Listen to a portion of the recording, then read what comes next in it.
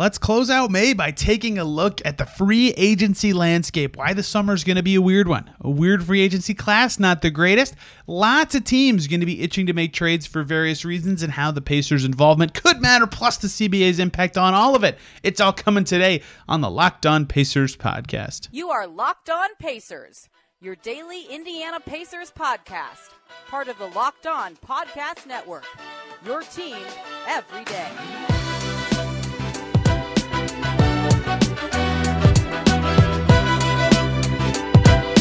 Welcome in to another edition of the Locked On Pacers podcast, where we, of course, talk about the Indiana Pacers. As always, my name's Tony East. I cover the team for Forbes and SI, and today the audio quality is back. The setup is back. I am back from Alaska in the lower 48 again, as they call it up there. Excited to talk about the free agency landscape this upcoming summer. June, we're going to be talking about free agency a lot, at least 2 episodes per week, maybe 3 some weeks leading up to it. And I wanted to set the scene for what this summer is going to look like a little in the NBA and how the Pacers are involved in all of it, because it's a funky free agency class. There probably is going to be a lot of trades for a number of reasons.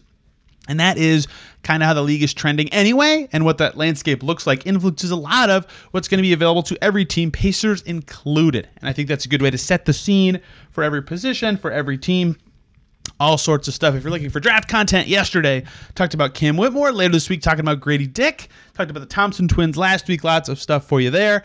Monday, we talked about contract extensions. There's something for everybody at Locked On Pacers recently. But today, let's start by talking about this free agency class. And that's kind of where I think the crux of this summer's discussion starts. And that's that this class is not that great, right?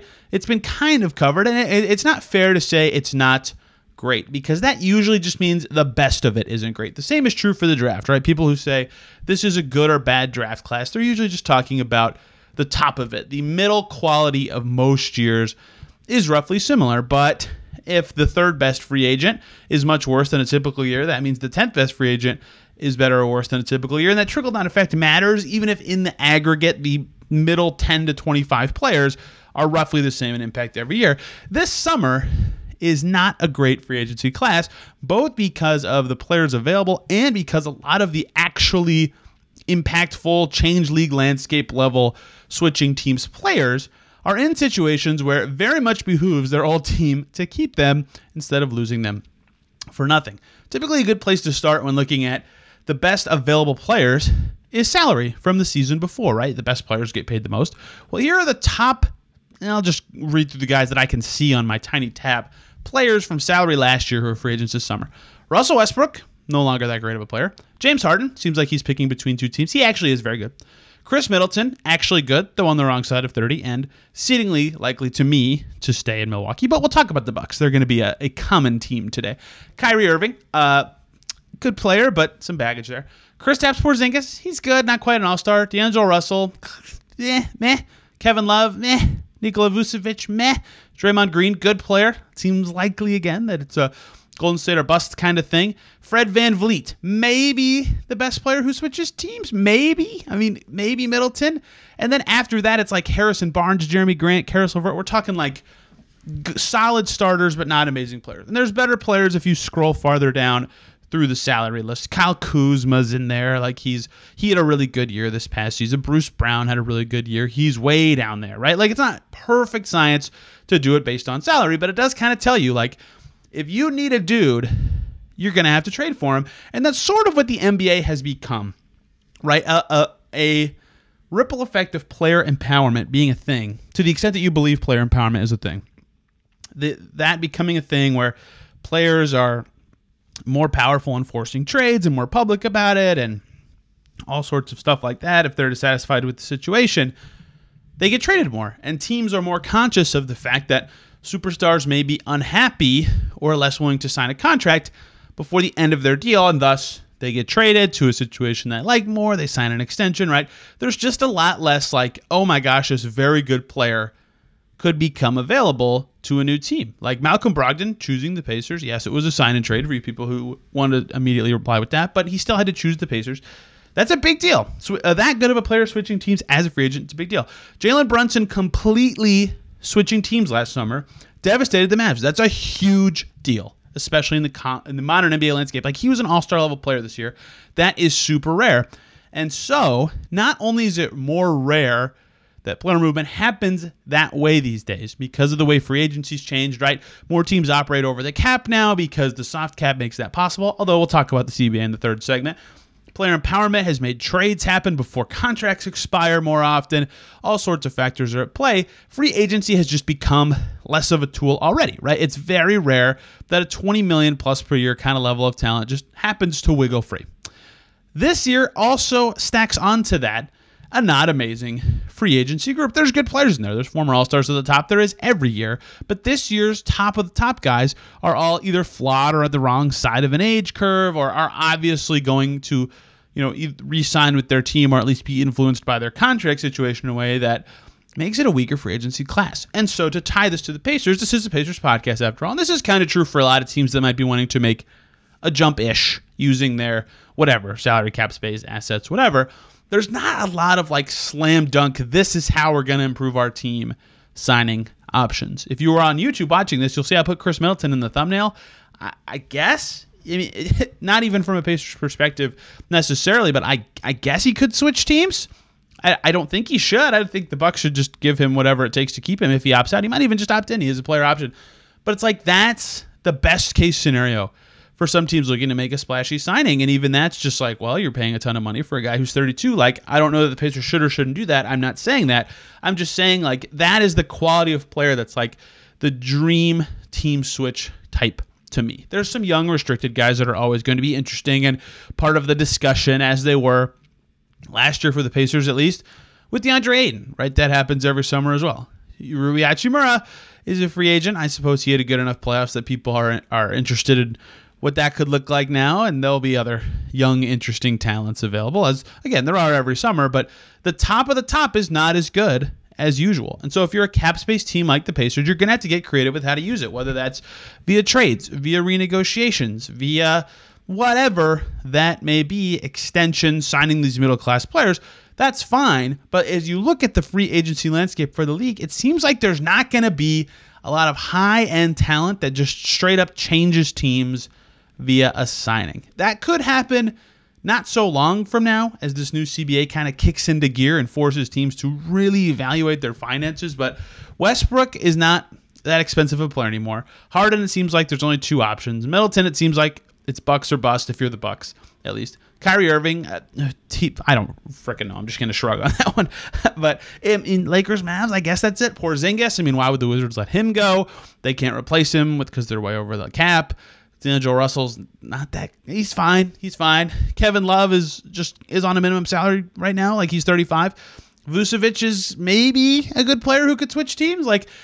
Van Vliet is maybe a league-changing level of talent, but the Raptors don't want to lose him for nothing. Like, there's just not a lot of movement looking at the top, and not a lot of great fits for the Pacers either that make a lot of sense between their age, their timeline, what they want to get paid, what they should get paid, especially because big money's coming for Tyrese Haliburton in the next 2 seasons. So if you're thinking about the Pacers this summer and what they could do, trades seem way more likely than free agency because of the landscape of the league, because of the guys actually available, because of what the situation is. That's just what makes sense. That's just kind of how teams are trending and how they kind of think about building now. They don't want to lose these guys for nothing. If Spotrac is so nice that they do this new thing where they let you sort players by like quality, all-star, starter, whatever, there's not that many all-stars even available. The whole group is some of the guys I just named. The only one I haven't said yet is Brook Lopez. Pacers not going to be tripping all over themselves to sign Brook Lopez. So free agency, yeah, players are going to switch teams. Signings are going to happen. The league landscape will change. But I don't think free agency is going to cause the seismic changes this summer. I think the trades will. And that has been the case for a while now in the NBA for some reasons I've already said, but also because of some other stuff. We'll get to that in the second segment and how it could impact the Indiana Pacers, because this is a Pacers podcast after all. But before we do that, I have to talk to you guys about FanDuel, America's #1 sportsbook, and it's currently the NBA playoffs, and right now you can make a fast break to FanDuel during the playoffs. New customers get a no-sweat first bet up to $2,500. That's $2,500 $500 back in bonus bets if your first bet doesn't win. Hop on over to FanDuel. They've got great promotions every day. They have a safe and secure app. You can get paid instantly on FanDuel. There's no better place to bet on all the NBA Finals action than America's #1 sportsbook. Visit FanDuel.com/lockedon and get a no-sweat first bet up to $2,500. That's FanDuel.com/lockedon. FanDuel, official sports betting partner of the NBA. Thank you, as always, for making Locked On Pacers your first listen today and every single day. For your second listen, hop on over to Locked On Heat. It's now official. The Miami Heat are headed to the finals. We're going to talk about the finals teams tomorrow here on Locked On Pacers. What can the Pacers learn from the Nuggets and the Heat, and what's going on and what has happened in this postseason, and a little bit of love for my IU guys who are all in the finals. But Locked On Heat, David Ramil and Wes Goldberg will take you behind the scenes of the Celtics losing that game, the Heat getting it done, Caleb Martin, Jimmy Butler, and those guys are going to Denver. So they've got a lot to say. I can't wait for that series. It's going to be awesome. From the Pacers' perspective, we just talked about why this free agency is kind of whimpery compared to, maybe not compared to normal. Normal's changing in the NBA all the time. But it's going to be the summers of trade. Zach Lowe kind of discussed this on the Low Post, but I think there's a lot of reasons that you should expect in the next, let's see, it's May 31st, so through the end of next August, 14 months, you're going to see a ton of trades in the NBA. I think that is a guess, a prediction, not because of that, not because of any one specific thing. I was trying to think of the perfect way to say that, but because of several million things. The way I want to start this, though, is now that the finals are settled, right?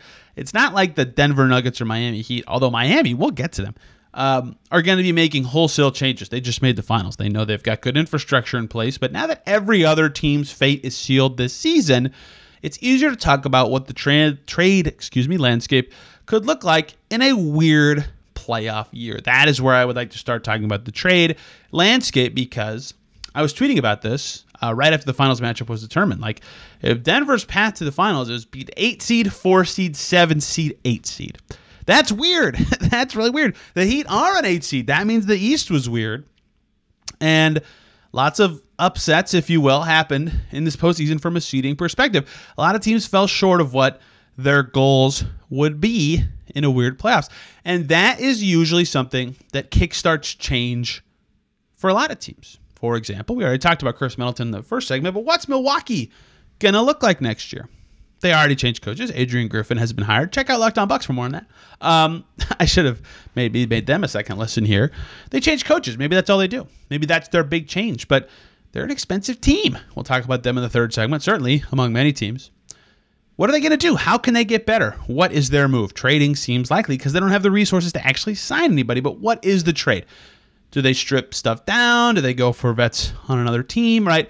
They could be a team to make changes. The Boston Celtics just lost in Game 7. The one game from the finals 2 years in a row. They don't seem like a team that needs to make changes to me, but a lot of people who cover the Celtics seem to think maybe that team does need to make some tweaks. And they are also about to run into some tough financial realities. We'll see what happens with them, but are they going to be a team that has to make changes in a couple years? We'll see. The 76ers, oh man, Nick Nurse, great hire, I think, for them.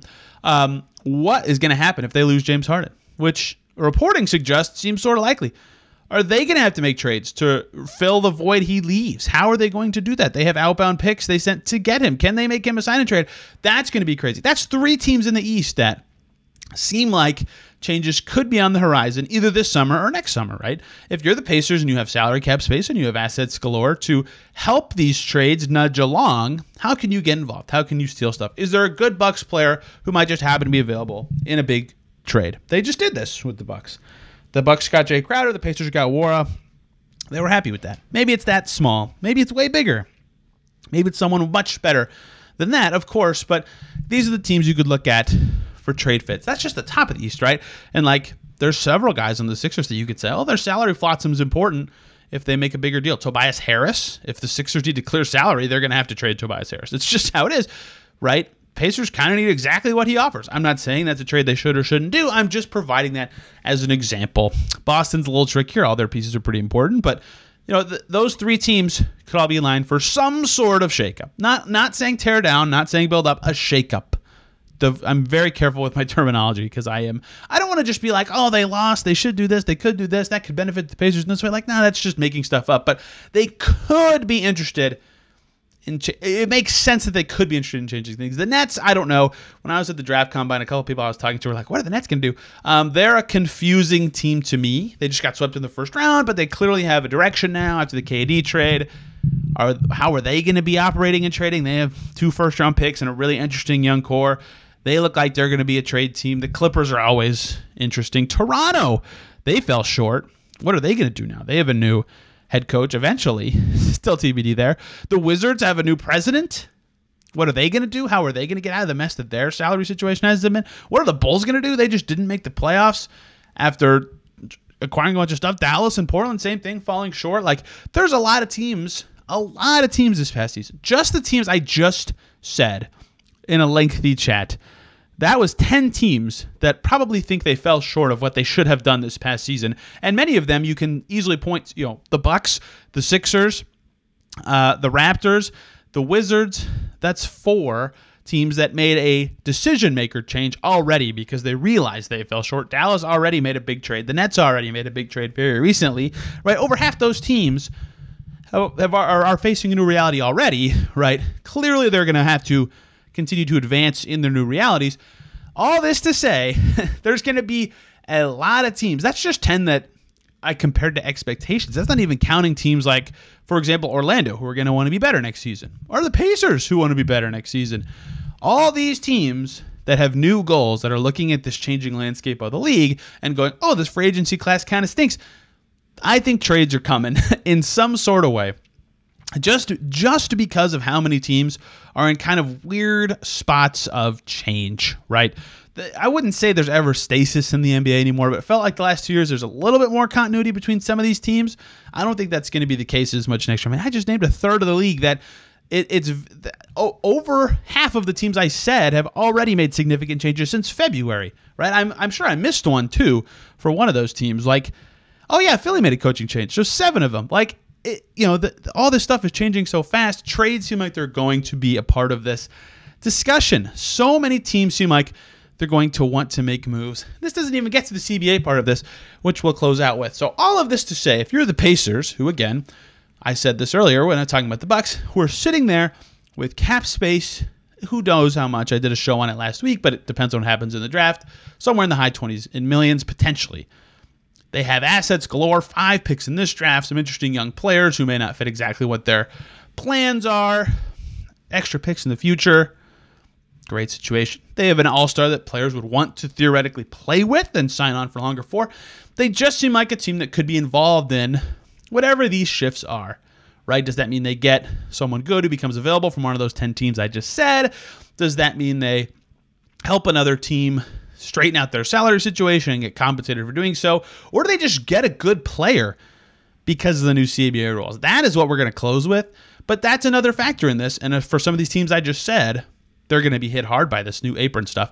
Like, there's going to be a lot of trades because a lot of teams, I think, need to change their situation and because they have to, right? The new CBA is perhaps the biggest part of this. I'm writing about this for Forbes for the Pacers specifically, but every team's impacted by this in a very unique way that I want to close out with. And I think Zach Lowe talked about this, and I want to talk about it and how the Pacers are impacted by it and why it could influence trades to close out today's show.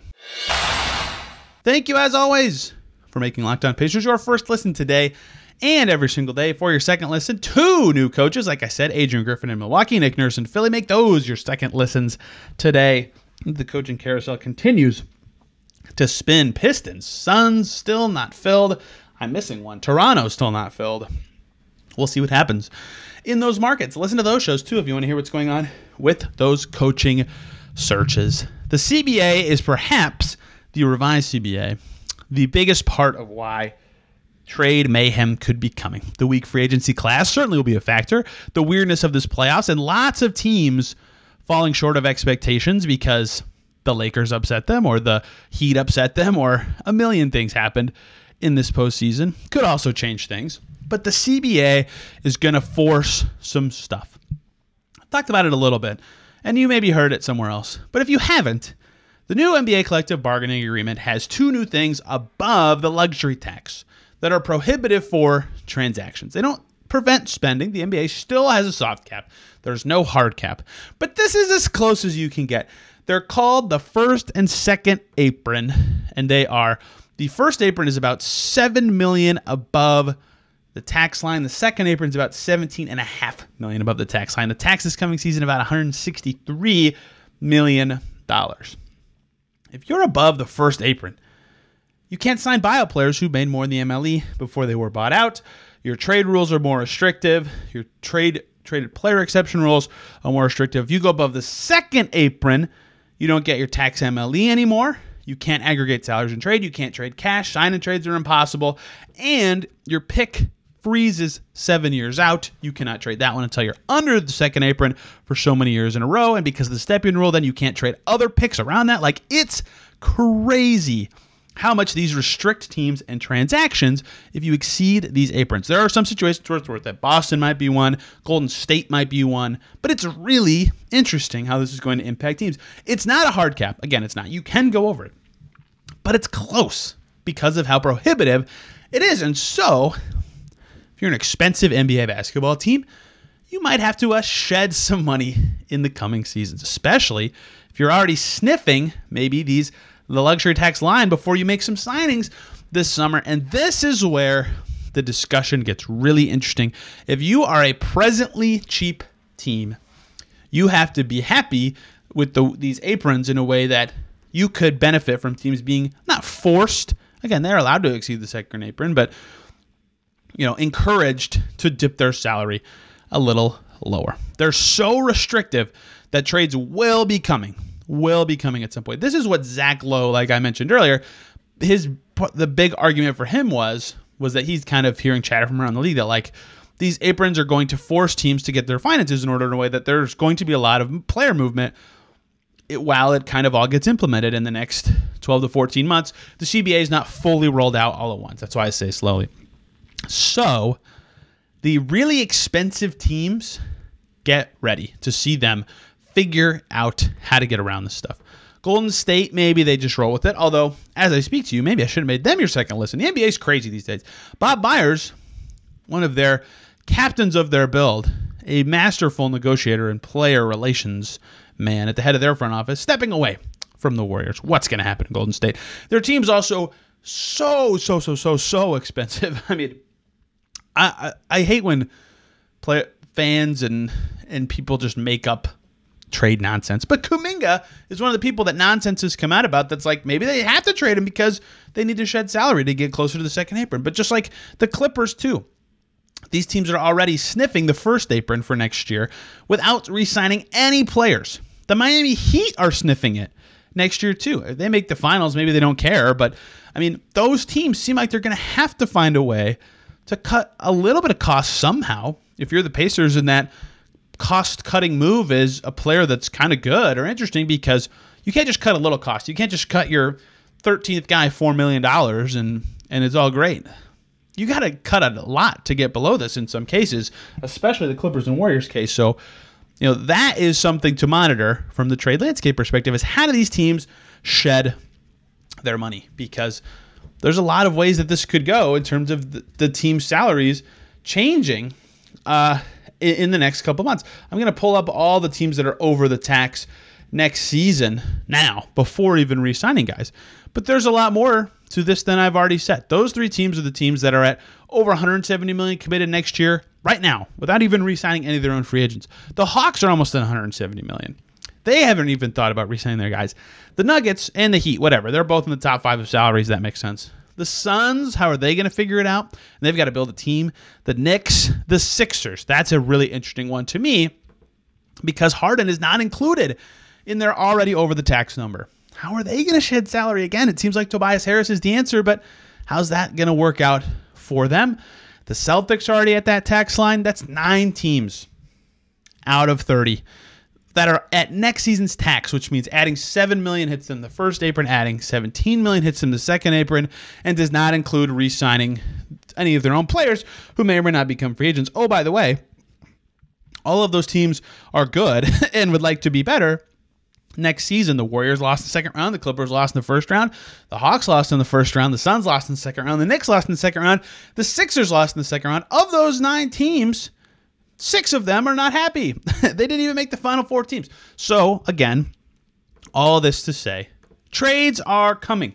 And in this case, they kind of have to be. These teams will have to get their finances in order in a way that makes sense for them. But if you're the Pacers and you're way under the cap, can you get good players for cheaper? Is that something you can swoop in on?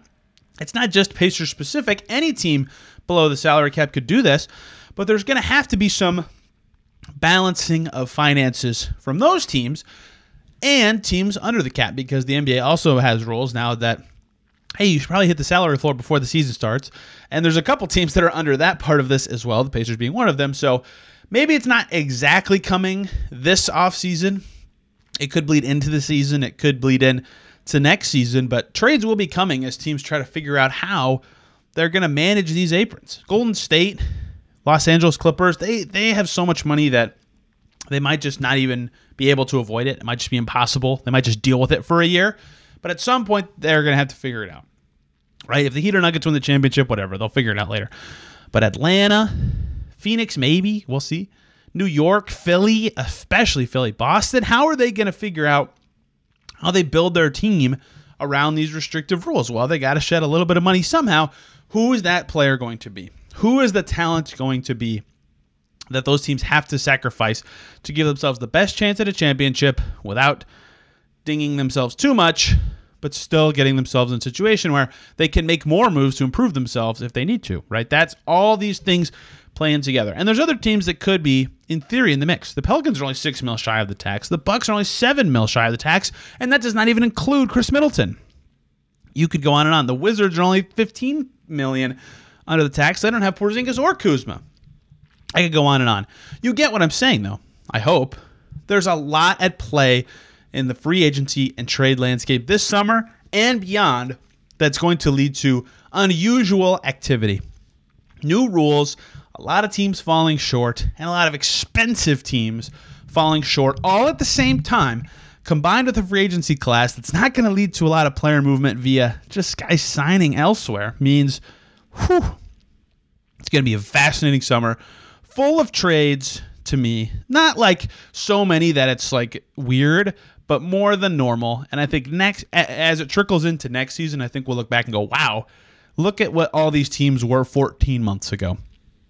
It's crazy that the core is similar, but all the pieces on the peripheries of all these franchises are totally different because the rules make it the case, the landscape of the NBA makes it the case, and if you're a team like the Pacers, who's below the cap but looking to get better, there's going to be a lot of opportunities, I think, to either acquire assets or acquire decent talent at a cost that maybe will seem low at first, but is going to look like how the league is changing when it happens. And oh, by the way, the Pacers have 5 draft picks to also fit into this mix. If you want to hear more about those players, Asar and Amen Thompson talked about them last week. Cam Whitmore episode was on Tuesday. Grady Dick episode is going to come out on Friday of this week. So lots of draft content coming for the Pacers in their 7th pick. I promise I'll be mixing in some non-top 10 guys. I want to get the obvious top 10 done while also getting some later round guys that I like in there as well.